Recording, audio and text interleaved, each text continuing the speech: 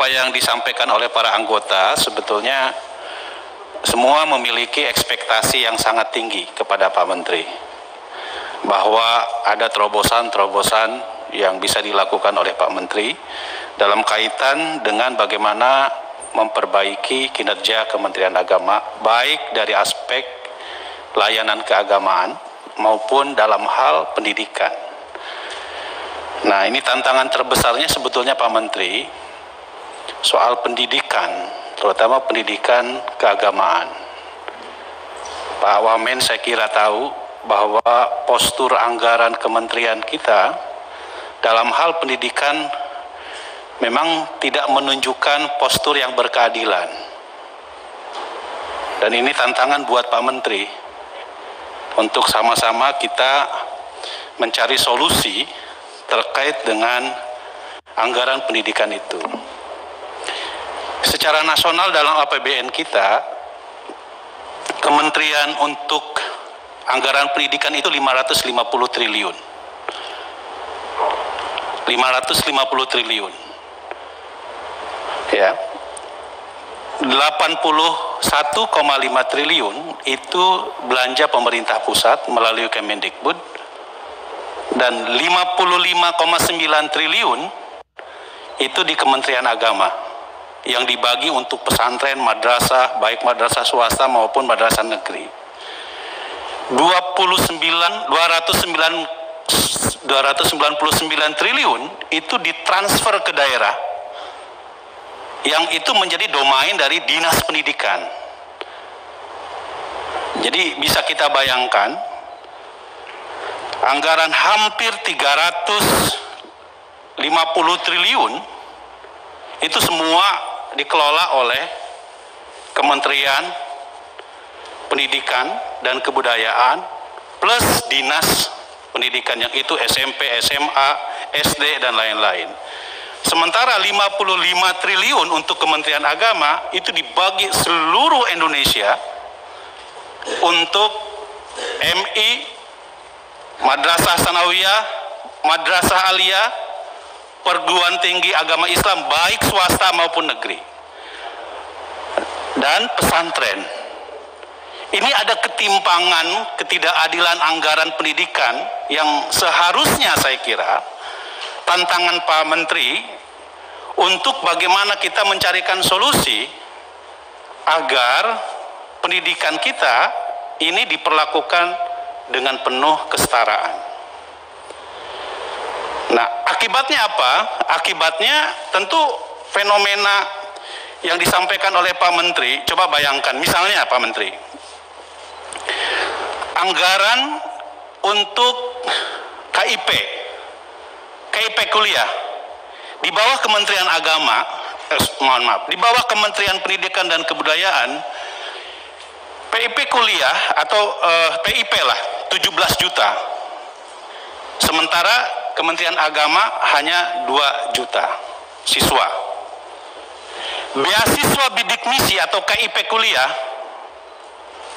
di bawah Kementerian Pendidikan dan Kebudayaan itu 1.108.000. Pak Dirjen Pendis hanya dapat 56.000. Padahal latar belakang sosial ekonomi yang masuk melalui Kementerian Agama, baik madrasah maupun pesantren, itu kami pastikan itu kelas menengah ke bawah.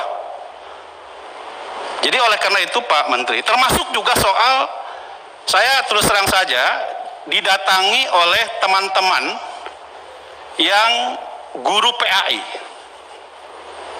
Guru PAI menyampaikan beberapa kali kepada kami, mereka akan kerja di sekolah-sekolah yang di bawah Kementerian Pendidikan dan Kebudayaan, tetapi secara administratif ada di bawah Kementerian Agama. Mereka diperlakukan dengan melihat secara langsung bagaimana guru-guru di bawah Kementerian Agama, di Kementerian Pendidikan dan Kebudayaan dan Dinas Pendidikan jauh lebih baik pelayanannya dalam hal kesejahteraan dibandingkan di bawah Kementerian Agama. Sehingga saya kira ini lucu sekali. Misalnya untuk pegawai pemerintah melalui perjanjian kerja, kita hanya tadi disebutkan oleh Pak Menteri 9.464 melalui P3K. Sementara Kementerian Pendidikan dan Kebudayaan 1 juta, Pak Menteri. Jadi ada yang salah nih. Dalam hal Pak Menteri sering bicara di mana-mana tentang apa yang disebut dengan semua warga negara harus diperlakukan sama. Dalam hal pendidikan dan pelayanan pendidikan tidak boleh dibedakan antara lembaga di bawah Kementerian Agama dengan lembaga di bawah Kementerian Pendidikan dan Kebudayaan. Untuk itu Pak Menteri, ya ini karena kita bicara soal anggaran, apa yang sudah dilakukan oleh kita pada beberapa tahun yang lalu, Pak Menteri harus punya terobosan untuk bagaimana mengangkat pendidikan di bawah Kementerian Agama, baik itu madrasah, pesantren, sekolah-sekolah di bawah Kristen, Katolik, Buddha, Hindu, itu diperlakukan sama dalam konteks pelayanan pendidikan. Dengan anggaran yang cuma 55 triliun dibandingkan dengan 350-an lebih triliun yang di bawah Kementerian Pendidikan dan Dinas Pendidikan, saya kira ini ada ketimpangan. Pak Menteri, mohon kiranya untuk mencari terobosan, entah itu melakukan, kan sama-sama nih anak muda nih yang ngurusin pendidikan. Di Kementerian Agama, Gus Yakut, anak muda, di Kementerian Pendidikan Kebudayaan, Mas, kalau itu Mas ya, Mas Nadiem, kalau ini Gus gitu. Jadi saya kira ini harusnya menjadi kolaborasi yang baik ya, untuk bagaimana mencari terobosan-terobosan di dalam pengelolaan pendidikan kita. Kementerian Pendidikan di bawah Kementerian Agama tidak boleh diperlakukan secara tidak adil. Ini saatnya Pak Menteri yang sama-sama muda, Gus Menteri dan Mas Menteri, duduk bersama membicarakan tentang pendidikan. Saya kira kami serahkan kepada Gus Menteri untuk menjawab apa yang menjadi pertanyaan teman-teman. Silakan. Baik, terima kasih untuk dua kalinya. Pimpinan dan para anggota Komisi 8 yang terhormat, kalau ditanya mungkin hari ini saya menteri yang paling berbahagia dibanding 34 menteri yang lain, Pak.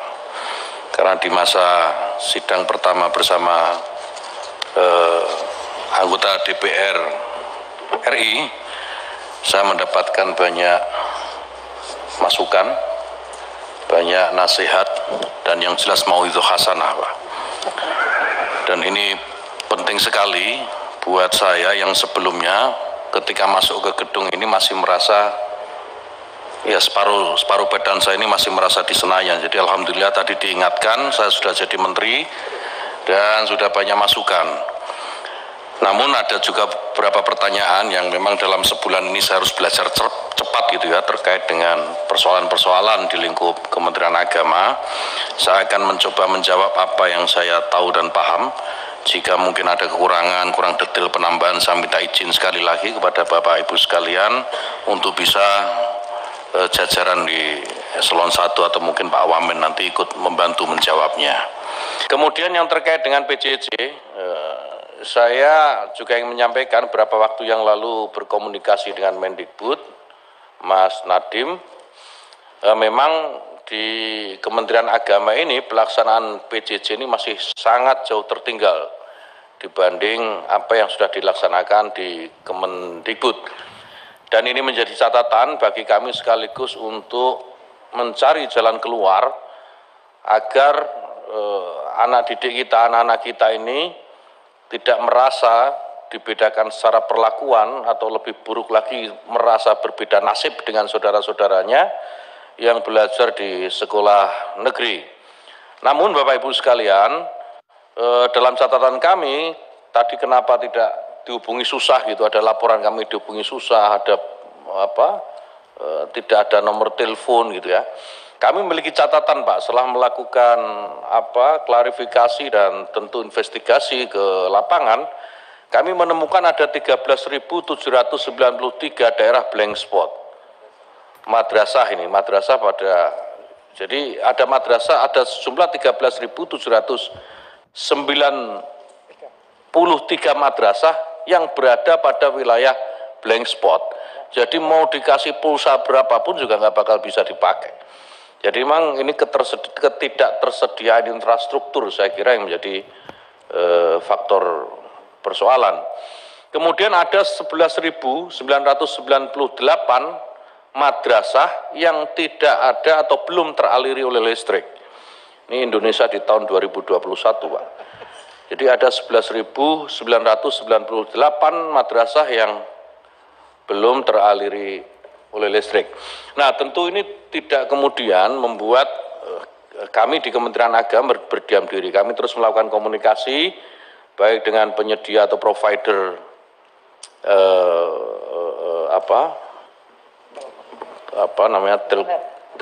telekomunikasi ini, provider ini, untuk bisa memberikan fasilitas-fasilitas terkait dengan pembelajaran jarak jauh ini, dan tentu dengan perusahaan listrik negara agar 11.000 sekian madrasah yang kami identifikasi belum teraliri listrik ini bisa kemudian mendapat mendapat afirmasi sehingga mereka bisa menikmati itu fasilitas PJJ yang diberikan oleh pemerintah. Kemudian berdasarkan peraturan Menpan RB nomor 2 2019 tentang pengadaan P3K untuk guru, dosen dan tenaga penyuluh agama, di pasal 1 angka 14 disebutkan, Pak, bahwa tenaga honorer adalah tenaga honorer XK2 yang telah mengikuti tes tahun 2013. Ya, database BKN itu yang ikut tes itu 42.539, itu terdiri dari 21.163 guru agama ini, Pak, ya. 72 dosen agama, 8 tenaga kesehatan, 262 tenaga penyuluh agama, dan 21.034 orang tenaga administrasi atau tenaga pendidikan. Kemudian di pasal 3 itu di sana mengharuskan dari harus mendaftar di portal namanya adalah SSCAN, Seleksi Nasional Calon ASN di titik BKN-ku adalah dari yang tadi, Pak, yang 42.000 tadi, ternyata yang mendaftar itu mengupload SS kan ini hanya 9.642. Dari 9.642 ini yang lulus itu ada 9.495, terdiri dari 9.491 itu guru dan 4 dosen. Sehingga ini saya rasa penting karena ini kewenangannya bukan di Kementerian Agama, formasi ini adalah kewenangannya ada di Kementerian PAN RB. Maka saya rasa upaya kita sudah Dirjen Pendis mengirim surat kalau misalnya kewenangannya itu di Kemenpan RB, sementara ya, Kemendikbud sudah klaim bahwa dia sudah 1 juta. Nah, kenapa Kementerian Agama juga tidak melakukan pendekatan kepada Kementerian PAN RB supaya untuk Kementerian Agama juga dialokasikan formasi yang cukup besar juga, karena itu namanya nggak fair. Ya, itu sudah dilakukan, cuman terkendala anggarannya di Kementerian belum berhasil. Izin pimpinan, kami memahami, jadi situasinya seperti yang disampaikan pimpinan, dan meskipun ini berat, kita akan berikhtiar.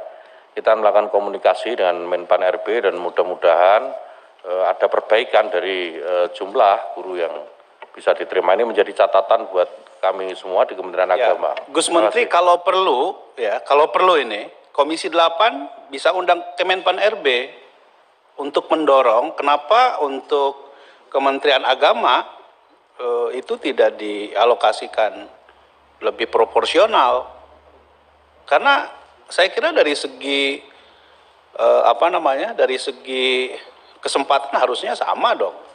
Ya kan? Bahkan saya kira Kementerian Agama lebih besar yang honorernya dibandingkan dengan yang di bawah Kementerian Pendidikan dan Kebudayaan gitu.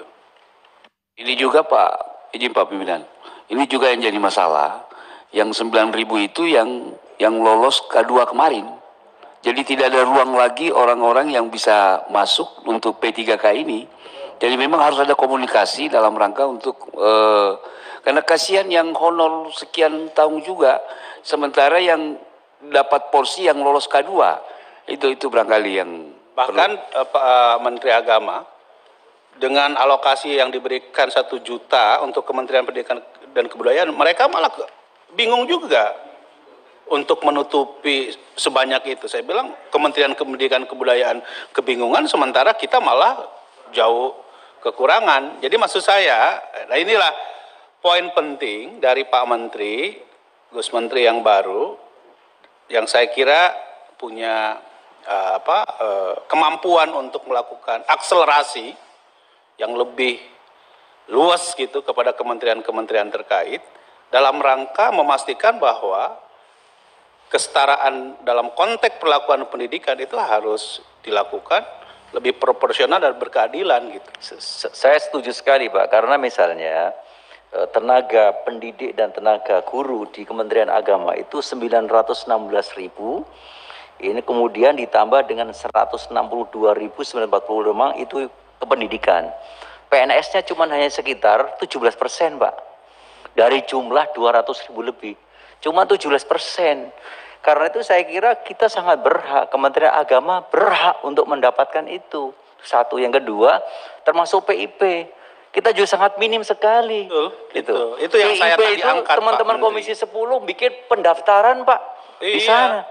Pendaftaran siap mau PIP ini puluhan ribu per orang. Sementara Komisi 8 Pak, tahu aja enggak itu soal PIP itu Pak. Jadi poin saya, itu yang saya angkat dari awal, bahwa ini mesti ada ya keadilan anggaran dalam hal pendidikan antara Kementerian Agama dan Kementerian Pendidikan dan Kebudayaan. Saya ini orang samalah, Gus Yakut menikmati UI, kalau saya UIN Pak, beda. Ya, kalau saya UI negeri, kalau Gus Yakut UI saja gitu. Tapi pentingnya sebetulnya adalah bahwa ada kesetaraan anggaran yang harus kita perjuangkan gitu Gus. Jadi poin saya yang saya bilang tadi, dari 550 triliun anggaran pendidikan secara nasional, 81 triliun untuk Kementerian Pendidikan dan Kebudayaan, 299 triliun untuk transfer daerah, berarti itu dipegang oleh Dinas Pendidikan, baik provinsi maupun kabupaten kota. Artinya bahwa ada 380 triliun di bawah Kementerian Pendidikan dan Kebudayaan, sementara Kementerian Agama hanya 55 triliun, itu pun belanja pegawai kebanyakan. Untuk sarana prasarananya saya nggak yakin. Jadi oleh karena itu Gus Menteri, saya kira penting Gus Menteri melakukan pembicaraan, menghitung kembali soal kesetaraan politik anggaran pendidikan kita yang lebih berkeadilan, terutama untuk Kementerian Agama. Ya silakan.